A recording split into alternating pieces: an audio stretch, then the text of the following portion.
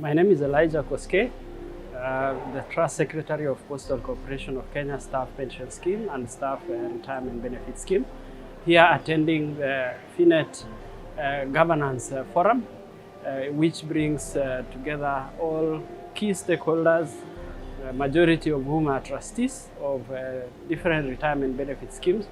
We are here to discuss more about governance. Governance has become increasingly a very important subject in the management of pension schemes in Kenya.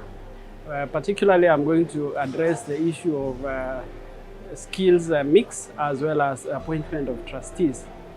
If you may realize, in the past, there has been very little interest about trusteeship, but increasingly we have seen a lot of interest drawn from members regarding the role of trustees and their participation in the governance of the schemes. So majority of the members nowadays want to become trustees to ensure that their funds are managed in the most prudent and efficient manner. So governance is really a key ingredient in the management of the schemes. And as such, today I'm going to talk about appointment of trustees as well as the elections policy. Because appointment of trustees can either be through the sponsor who appoints them or elected by members, and therefore that is also going to be a very critical subject that we're going to discuss this afternoon. So I would wish to welcome you to tune in, to be able to listen as we delve into this aspect of governance which concerns majority of trustees, and in the way in which they are elected and the way in which they are appointed.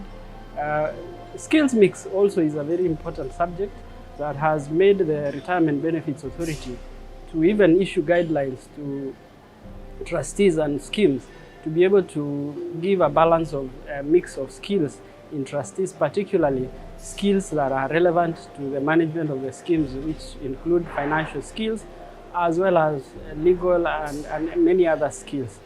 So it is important that these trustees understand the governance issues, and particularly how trustees are appointed by the sponsor as well as elected by the members. So thank you and stay tuned.